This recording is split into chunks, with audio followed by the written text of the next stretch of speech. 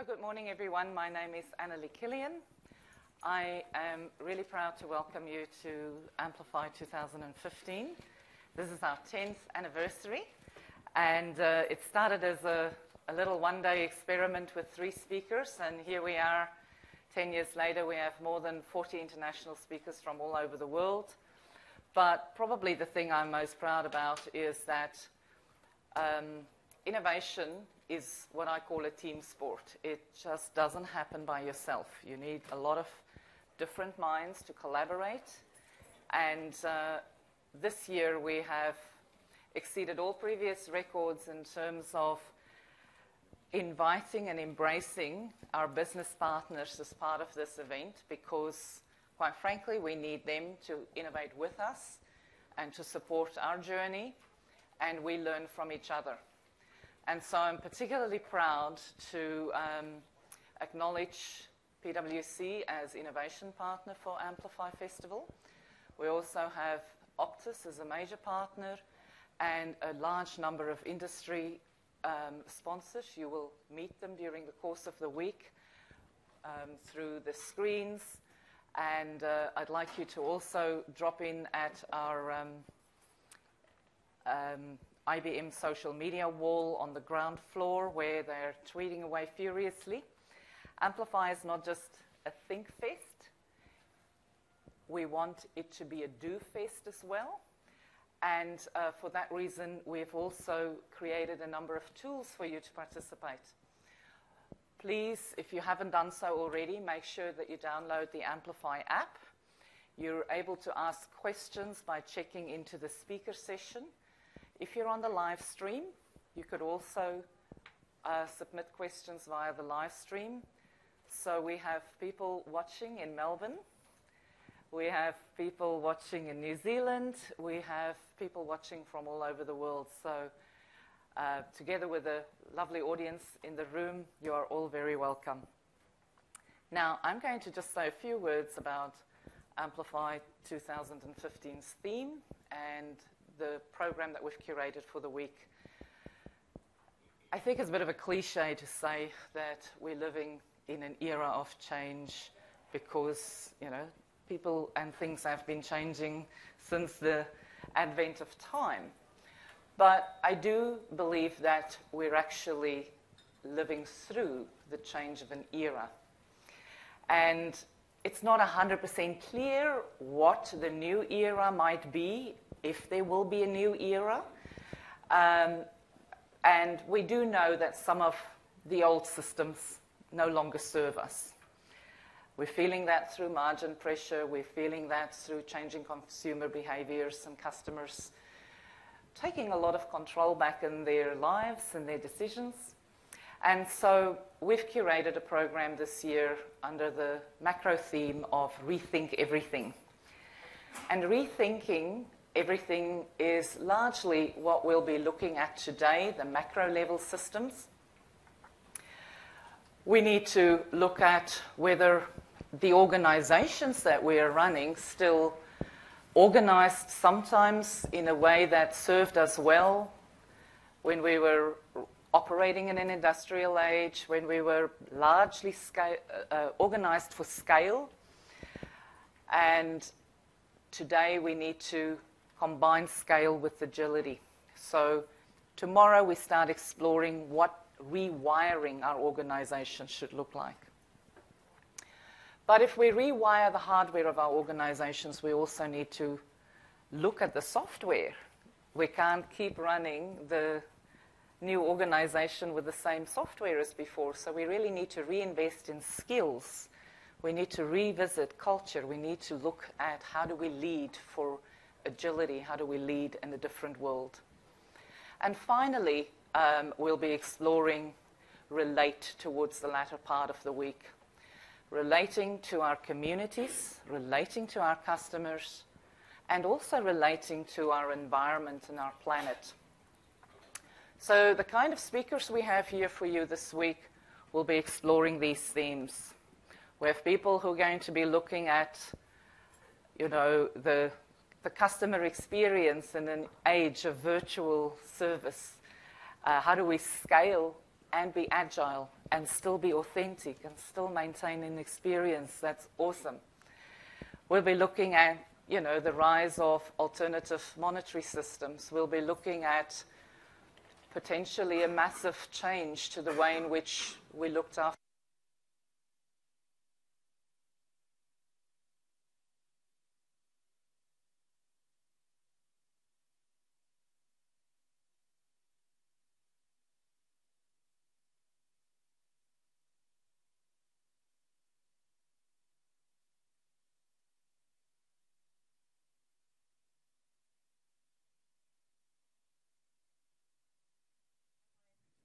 Disrupted myself. This is about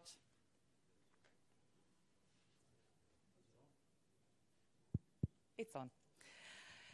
So this is really about you. This is about you. This is about Amplify being a catalytic input for your imagination and what can you do with this.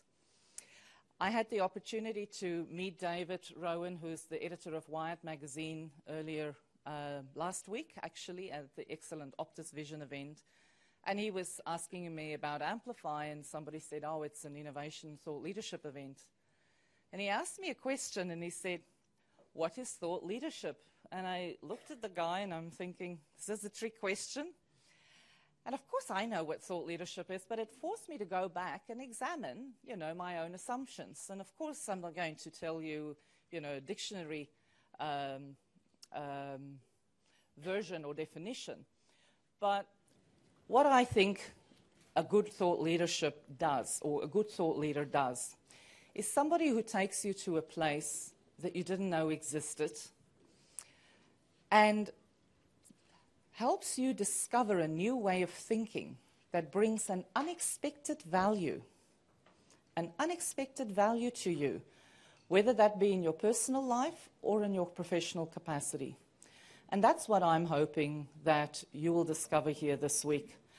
Over the years, I have had these serendipitous moments of discovery that have added tremendous personal value to me, but also professionally and in my career. I'm thinking about Professor B.J. Fogg and his behavior change model. When I finally got that model, I realized it's like somebody's given you the keys to the universe. Why didn't I know this before? Life would have been so much simpler.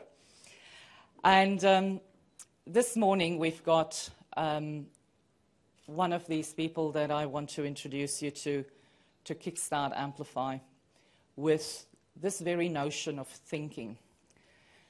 Stuart Candy will be joining us this morning, so a little introduction to Stuart. Stuart is an Aussie that is making waves in many places around the world. He is currently assistant professor at the OCAD University in Toronto, where he is responsible for developing the first master's degree at the convergence of foresight, design, and innovation. He's also director of Situation Lab, where he creates experiences through which people discover new insights. One of the reasons I asked Stuart to join us this morning is, firstly, he creates experiences, so you're going to work straight up. Opening session, there's going to be some audience participation. But because I wanted to ask Stuart to not be a predictor of the future, as many futurists do, but to help us think about thinking. I believe that, you know, the first universities only taught one degree, and that was a degree in philosophy, the philosophy of being able to think. My daughter is studying philosophy now, and I have to answer to people to say, oh my God, what on earth for? Haven't you heard it's all about STEM skills? Now, I'm the first person to say we need a total focus on more science, technology, engineering, and mathematics, particularly amongst women, and I struggle to convince my teenage daughters to go down that route. But I think that really enlightened people know that with the in the absence of the thinking skills, which we get from the arts, the empathy, the design, we may not have a holistic future that is attractive to everybody. So on that note, I'm going to ask Stuart to lead us into thinking. Stuart Candy, please join us.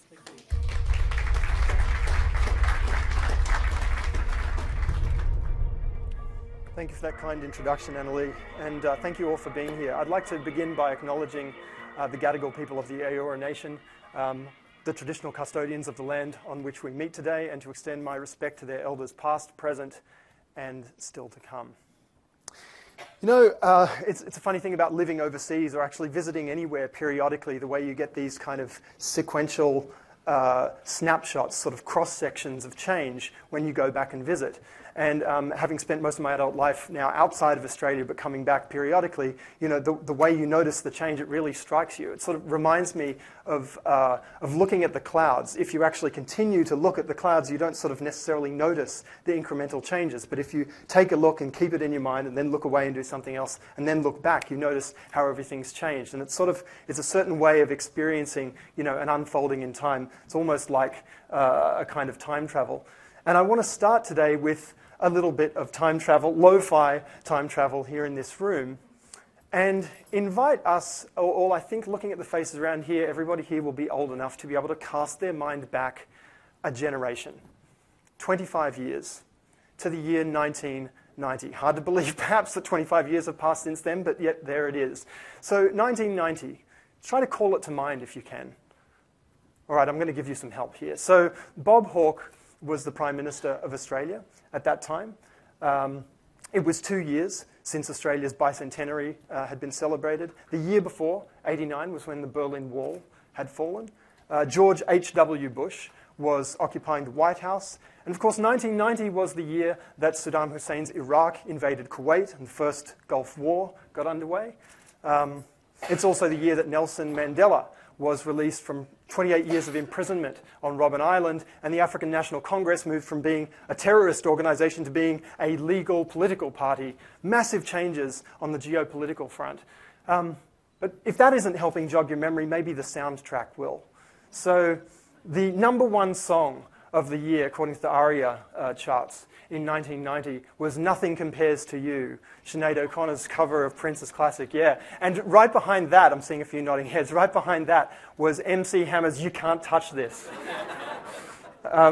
Brilliant times for music, of course. And on the Australian front, we had the likes of Tina Arena and Craig McLachlan entertaining the nation. So much for 1990. Perhaps remember who you were, what you were doing, the way the world worked, the things perhaps that you hadn't heard of at that time. I'll venture to say that probably most of us had not yet heard of the internet at that point, which was then the preserve primarily of the geeky preserve of military folk and academics. I'm willing to wager that no one here had heard of the World Wide Web because it hadn't been invented yet. In fact, the first, what is now recognized as the first web page, was written in that year, in 1990. Okay, so that much for the past. Now I want to bring you back to the present and keep on going. 2016, 2017. Cast your mind the same amount of time into the future. A generation. 25 years. That takes us forward to the year 2040. 2040. It sounds scarily far away, but actually it's no further away than 1990, and we're approaching it.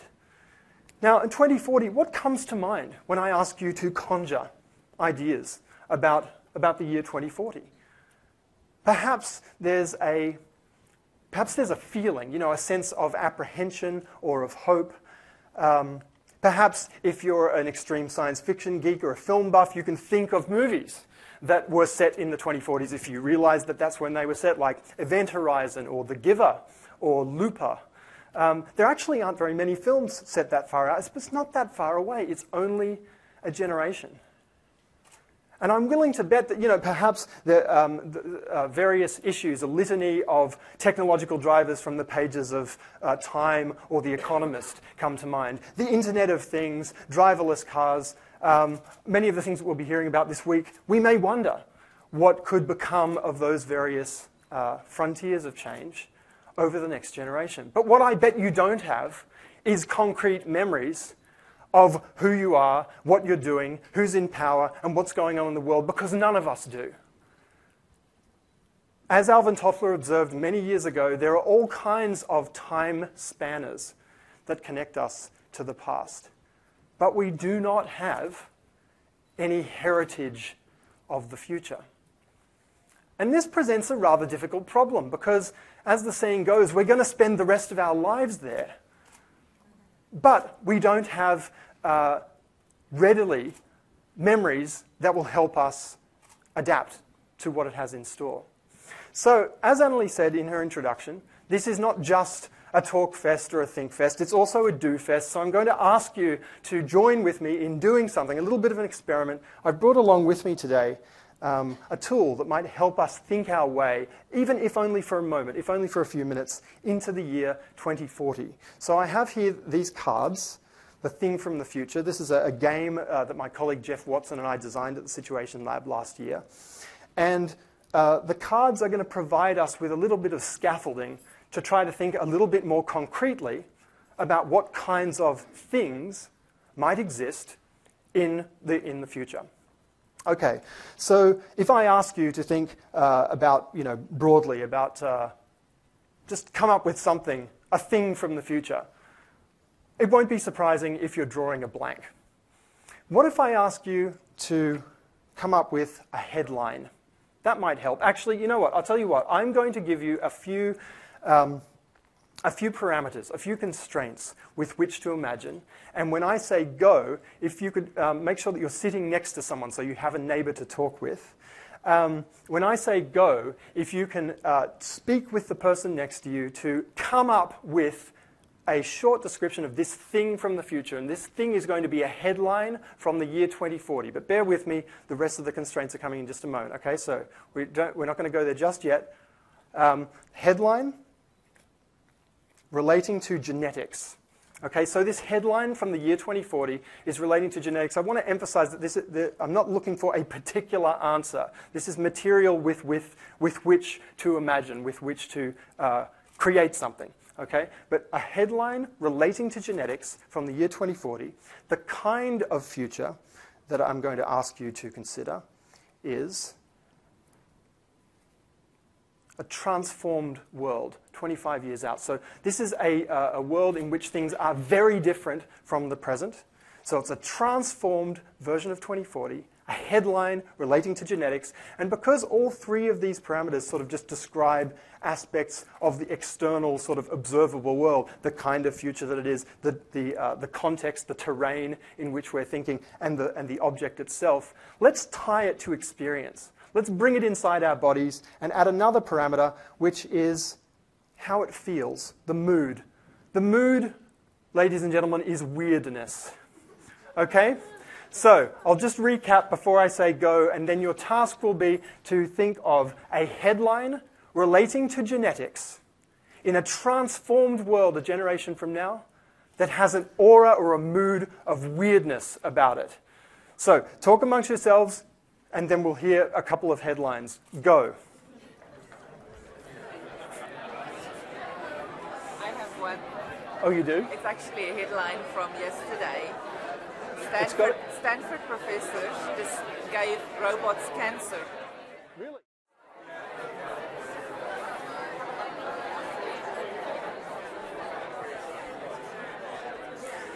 Okay, ladies and gentlemen, I'm sorry to interrupt you there.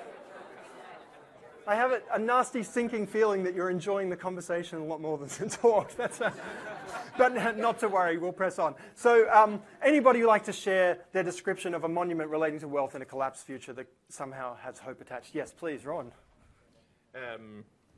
I'll do mine. Just quickly, American, yeah. Fort Knox becomes the bastion to survive the zombie hordes. Yeah, okay. I think you might have a movie pitch in there. Anyone else? Yep, just briefly. Thank you. I'll hold it for you.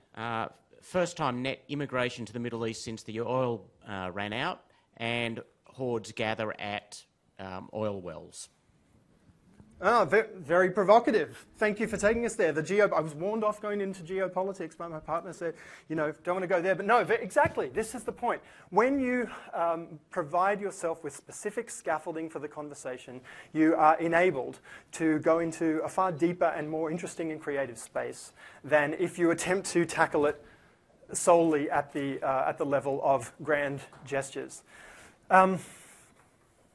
This game, you know, at one level it's just a bit of fun, but it's also tackling or attempting to tackle a serious problem or a serious challenge, an opportunity, which is making something that's usually difficult and almost sort of seems like the mystical preserve of particular specialists into something that is accessible and interesting and approachable by anyone who has a mind to go there. That is, to think specifically about elements of possible futures rather than just the kind of world that might come about, you know, based on the pages of The Economist or the pronouncements of various pundits.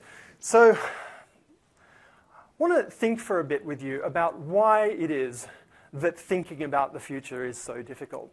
And I'd say that there are probably two, I mean, aside from organizational and cultural constraints, I think there are probably two baked-in reasons why it's really tricky. One is our brains. Even though the human mind is incredibly plastic, and of course, you know, we've adapted to live in all sorts of different niches and have the capability of speaking countless languages and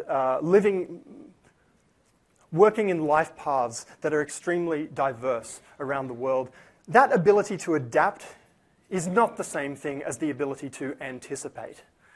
And our brains actually developed during, obviously, a prehistoric period in which the world around us was not changing dramatically from year to year and generation to generation. That is a newer artifact of the times in which we live, and one which requires all the cultural resources of adaptation that we can throw at it to scaffold our thinking more effectively. So there's the brain side of things. There's also the fact of just thinking about the future is difficult because the future doesn't exist. That, I think, is probably the signal reason. Now, as my mentor, Jim Data, has said for many years, the future cannot be predicted because the future, singular, does not exist. And I want to give you just a quick example of a sort of diagram to think with, if you like, about why this is the case. The fact that we live through one path does not mean that it's the only path that we could live through.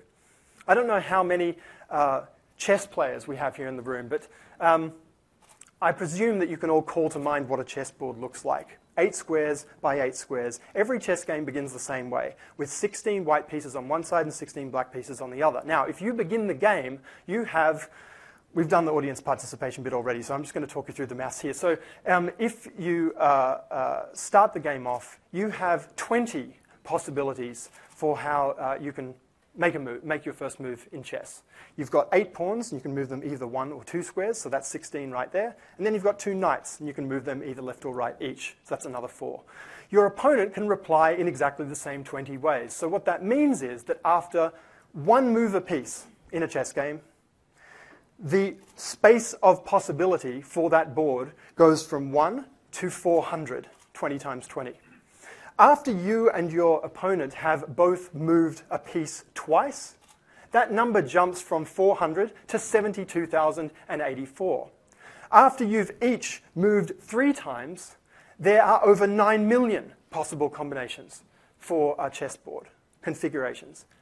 And after you've each moved 4 times, you see the pattern here? The number jumps to over 288 billion. Now, it's difficult to know where to begin to describe how large a number that is. But I looked it up, and it turns out that there are about 100 billion galaxies estimated to be in the known universe.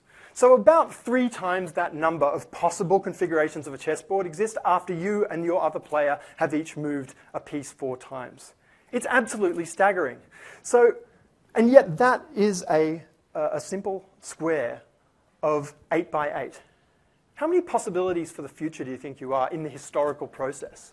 With 7 billion people continuously making decisions that all affect one another because we are in a continuous system together. There is no way, my friends, that we can enumerate and predict and algorithmically tell ourselves in detail what the future is going to be. That is not on the table in this world or the next.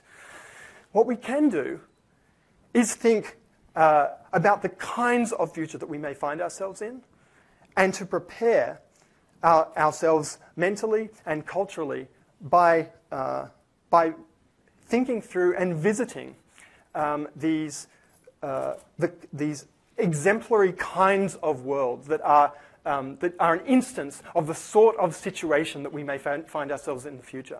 And I want to introduce this idea here that, that a healthy organization and a healthy society probably require a diversity of ideas about the future in the same way that a healthy ecosystem requires a diversity of biological entities within it. So in the same way that biodiversity is a measure of the resilience and health of a biome, I want to suggest that a diversity of ideas about the future is a sign of a healthy organization and a healthy society that is not only able to adapt to whatever life throws at it, but to generate ideas that, that it can pursue and create, normatively speaking. So how do we go about doing this? I mean, concretely then, if I'm going to suggest that what's called for here is a mental ecology within which we're not going after a monoculture, a sort of forced agreement, a monologic of the kind of future that we all expect or think we want, but instead a diversity of ideas. How do we go about doing that? Broadly, I think, well, there are probably many ways, but there are two that I have quite a bit of experience with over the last 10 years, and I'm just going to sketch out, and perhaps we can talk about them in more detail later. So the first is through participant-driven conversation and decision-making processes. So I don't know how many people here have heard of or participated in an open space event, open space technology. Hands? Anybody heard of that? Yeah, okay, a few. That's great. I mean, this, of course, is a self-selected group of people interested in innovation. So just to put this quickly on your radar, open space technology, it's called technology somewhat tongue-in-cheek because it's not about gadgetry and it's not about software. It's actually just about the parameters, the rules, if you like, the rules by which we interact on a human-to-human scale. I'm very interested in those kinds of infrastructures, and ones that don't necessarily require technology in terms of transistors and smartphones, but the technologies, the wetware, the orgware that enable us to interact and to think differently. So open space basically says to people that it is your responsibility to create the agenda and to take responsibility for convening, pursuing, and bringing a conclusion to the issues that you want to deal with. And I mean, I've run processes along these lines with the University of Oxford, the City of Melbourne, the Government of Singapore, and my own former organization, Arup, the engineering firm. And in all of those contexts, there are understandably organizational default settings that are not necessarily 100% comfortable with the idea of devolving to the ground level the responsibility for deciding what needs to be talked about and what needs to be pursued.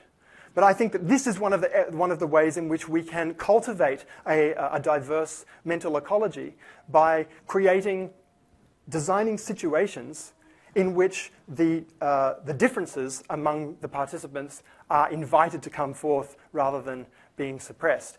And so you can look into it later. Essentially, the heart of the open space process is what's called the law of 2 feet, or the law of mobility, which is simply this, that if at any point during the process you feel like you're not contributing or learning in the way that you would like, then it is your responsibility, as well as your right, to go somewhere else and plug in where you do feel like those things are happening. So that's one example of how I think we can cultivate a diversified mental ecology. A second example, and one quite close to my heart, is a process that I've called experiential futures.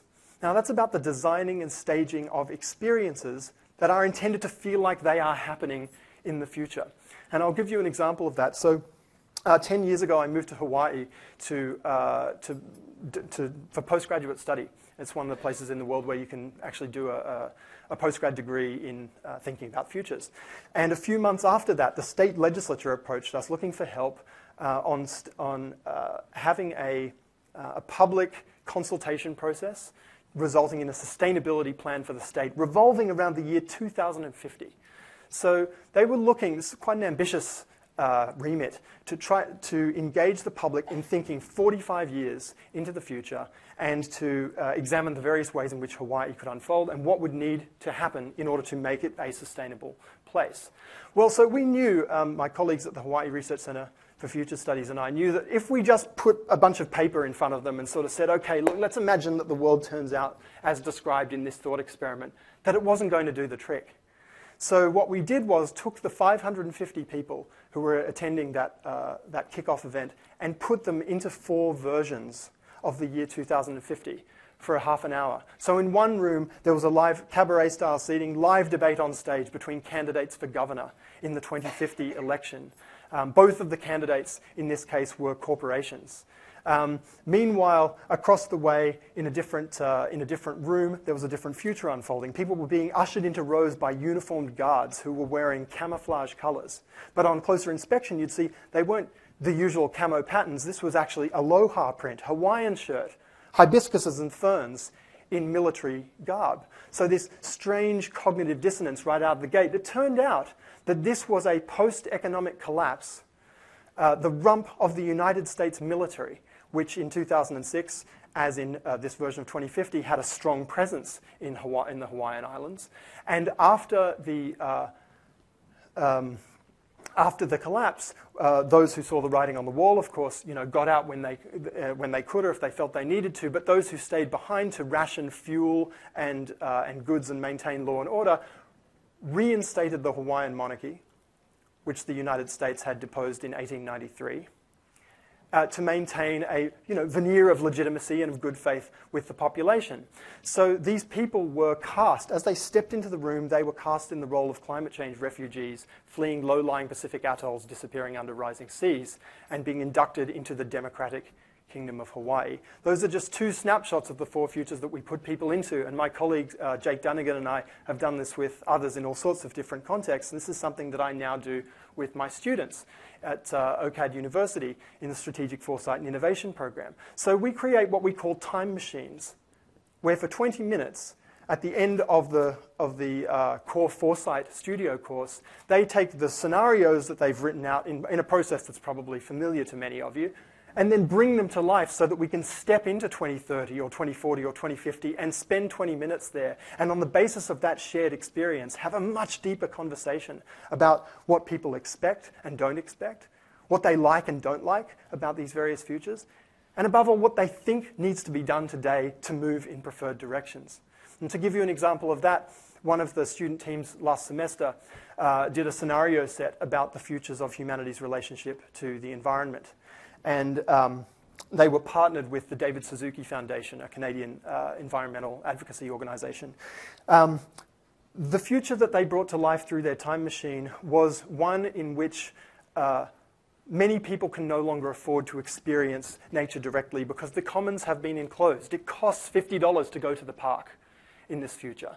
However, it has been recognized that exposure to nature is necessary for mental health. And so they set up a nature deficit disorder clinic where you could step inside and receive intensive exposure to birdsong, the smell of rain, and the experience of moving through a rainforest for a few minutes while breathing deeply. And this was a way of retaining some semblance of a connection to nature in a medicalized context because the old-fashioned ways were no longer available. Now, the David Suzuki Foundation found this sort of pretty provocative and asked the students to restage it for their staff and partners for Earth Day this year, about 5 or 6 weeks ago in Toronto.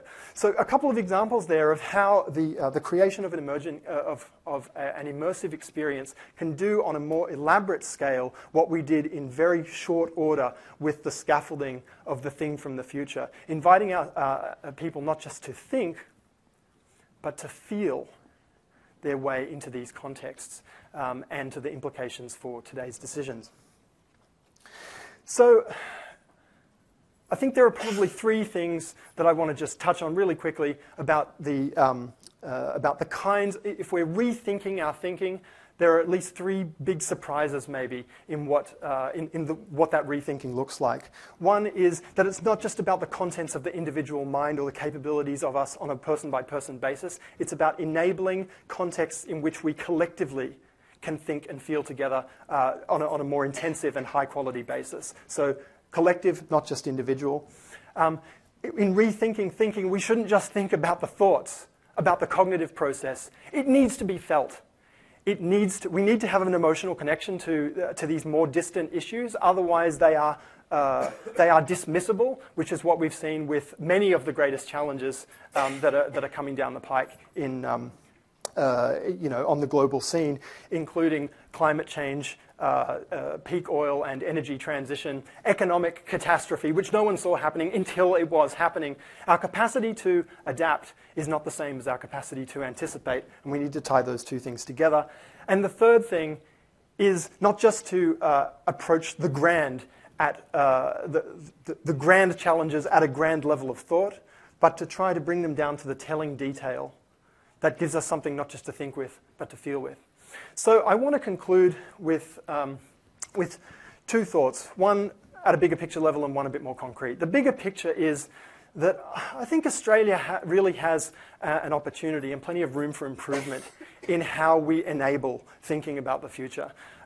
There are few, if any, places in this country where at the moment, although we have a compulsory schooling system, both primary and secondary, where you can learn some of these tools for thinking about the future. I would think that in a properly future-oriented society, it would be normal to have that exposure in the same way that it's normal to have exposure to history and to science. We should be teaching thinking about futures. At the bigger picture, there's also the things that we've done in Hawaii and that I'm working on at the moment with the government in Dubai. The Museum of the Future, which is underway there, that we're staging for the United Arab Emirates annual government summit next February. These are things that we should be doing here in Australia. I mean, why is it the case that we can't go to a city like Sydney or Melbourne or Brisbane or really anywhere and go to a museum and spend time hanging out in a version of a perhaps preferred future of that place? And I think that this is not something that we necessarily need to wait for a government to think is a good idea. There are many people of goodwill and of vision within the corporate context as well who understand that the well-being of their organizations is embedded in a wider society, and that the capacity to innovate, to think ahead, to adapt, to ideate about futures is one on which the well-being of those organizations depends as well. So if there's anyone here who's interested in discussing the possibility of an Australia 2040 or 2050, please come and I'd love to have that conversation.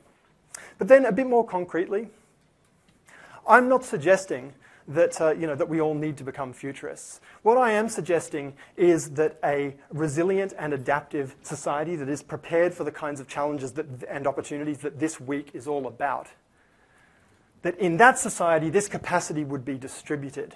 And so that means, at a minimum, that we could all stand to become a little bit more critical and a bit more creative in how we relate to the future as a space of thought. So at a minimum, I'd invite you to be a little bit more thoughtful, perhaps, than you have been in the past, about where these ideas about the future are coming from as they come at you. Whether it's in the multiplex or in an annual report, what is the vision that's in there? What interests is it speaking from? And what is it leaving out? Because usually it's the assumptions that we don't realize that we're making that are the most pernicious ones that are going to do us in.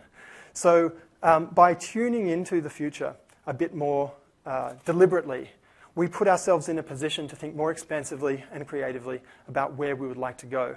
And no one can do that for you. So, thank you.